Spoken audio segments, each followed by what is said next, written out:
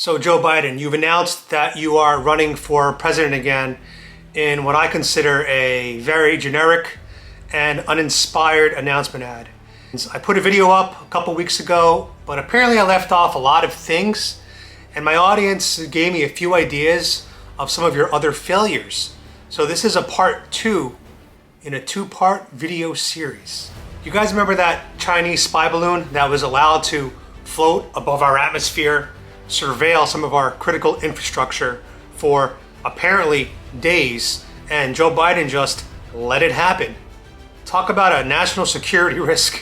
How about leaving $85 billion of weapons, military equipment, tanks, guns, night vision goggles with the Taliban? You guys remember when the left freaked out because Trump apparently put 2,800 or so kids in cages? Well, the part that the left likes to forget is it's actually the Obama-Biden administration that first built those cages, and they're the ones who first started separating kids at the border. But here's the thing that you don't know. During Joe Biden's term as president in 2021, he actually put over 25,000 kids in cages. So if you think about that, that is 10 times more kids in cages than Trump ever did, and the left was absolutely silent about it. And apparently today there's about 85,000 migrant kids missing. So this is a result of Joe Biden's and Kamala Harris's complete lack of a border policy. As I always say, if you care about brown, black, immigrant lives, then you'd want to have a strong border. You'd want to have a strong wall. You'd want to have policies in place to protect American citizens as well as protect foreigners that are trying to come into our country. Now look, I'm all about supporting the little guy, but at what point is enough enough? We've been giving foreign governments billions of dollars, and meanwhile, we have so many problems here at home, especially with the homeless problem, crime, school shootings, people that are just living on the streets, drug users, mental health crisis. Imagine if we took all of that money and put it towards problems that can actually help Americans turn their lives around. How about the closest we've ever been to World War III? You know, what's funny is when Trump was president, all the liberals were saying, Trump's gonna bring us to World War III. As a matter of fact, the opposite happened. Trump was the first president in decades that started no new wars. He brought our troops home, and he was really diplomatic. He walked into North Korea by himself. He befriended Putin. There was no Russian invasion during Trump's presidency. Before Trump, Crimea. After Trump, Ukraine. We all know that if Trump was president, Russia would not have invaded Ukraine. The rest of the world knows Biden is a weak president, and as a result, that is why they're able to make such aggressive moves that during a time of strong presidency or strong men, it wouldn't be happening. Biden also believes if you vote for Trump, you're not black. You know, I don't know about you guys, but I think it's pretty bad to dictate someone's skin color based on their political orientation. Seems a little racist to me. In the beginning of Joe Biden's presidency, he said that he would have the most honest and transparent administration. Well, this man rarely takes questions, and when he does, he always uses a note card with all the details of who to call on, how to pronounce their name, what questions to ask, what questions to answer. Who remembers when Trump would walk up to the press and go, "What you got for me?" I miss that kind of leadership, and I miss that kind of bold, honest approach to politics. Here's another thing Joe Biden likes to do. He likes to hire people based on their quote-unquote labels of oppression instead of their meritocracy. You know, when he picked a Supreme Court justice, he literally said, we're going to pick the first black female. He made it sound like as long as you're a black female, you're in the running. If you're a white male, even if you happen to be the best possible candidate, you're not the right skin color and you're not the right gender, so you're out. I don't know about you guys, but I always believed America was based on meritocracy. May the best person for the job wins. And if it's a black person, a Latino person, an Asian person, that is phenomenal. But all I know is I'm sick of identity politics. I'm sick of separating us by skin color. I'm sick of segregation. And that seems to be what the left loves to do. We're all Americans. To me, skin color should be irrelevant, mostly irrelevant. And we should treat each other equally based on our actions. Some industries are actually thinking of removing standardized test scores because they say that it quote unquote discriminates against quote unquote people of color, end quote, end quote. I don't know about you guys, but if I'm gonna be going into a doctor, or a surgeon's table, or I'm going to be hiring a lawyer or a dentist. I want the best person for the job, period.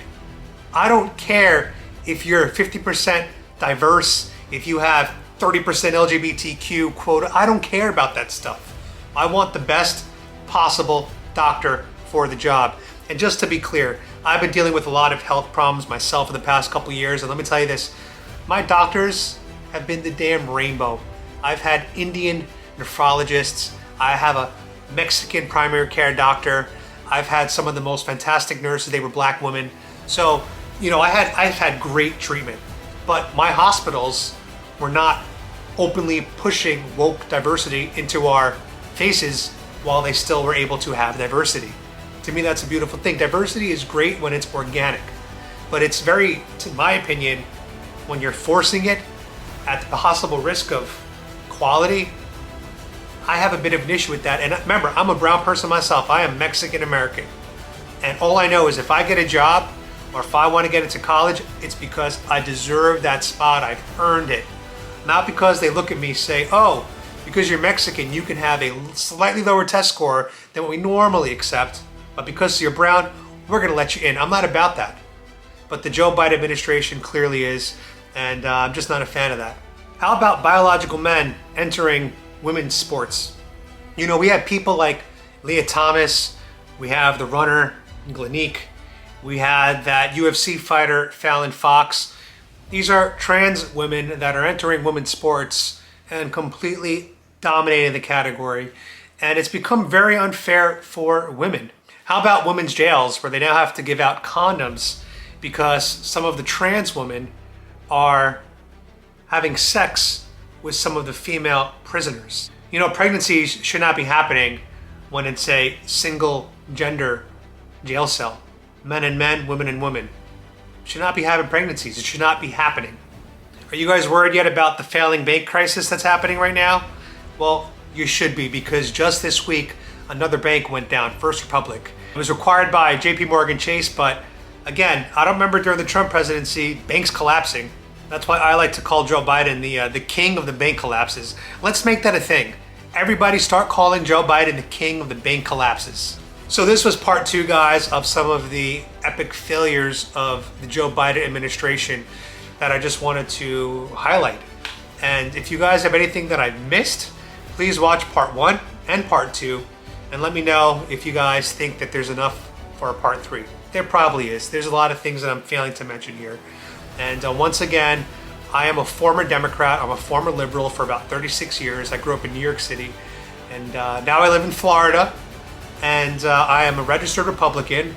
And if you told me 5 years ago that I would have been switching parties, I never would have believed you guys. But in my opinion, the left has gone so crazy and radicalized, very anti-scientific across the board, which is kind of why I like to wear my Women for Trump hat, because according to the Democrats, I guess anyone could be a woman. I don't even know anymore.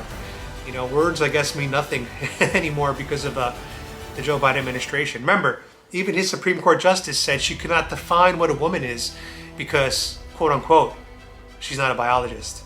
Well, I don't think Democrats in general are biologists, which is why they probably can't define what a woman is. But if you guys do believe in science, you believe in democracy, you believe in freedom, you believe in freedom of speech, the right to choose what you want to do with your body, and no, abortion does not count. A baby is not a woman's body. A baby is in a woman's body, but it's actually a different body. It's kind of like a pilot in an airplane, right? A pilot is not the airplane. The woman is the airplane, the baby is the pilot. Or you could even do vice versa, but the analogy makes more sense that way. So anyway, guys, if you want America to be great again, and you want stock market up, inflation down, strong border, strong military, you want to protect our kids in schools, you want to protect women's sports, think about voting for Trump in 2024. I think we all need him back, and he might not be the most professional guy in the world, but he does a damn good job for this country. God bless Trump, and I'm Adam Francisco. You can find me everywhere on the internet.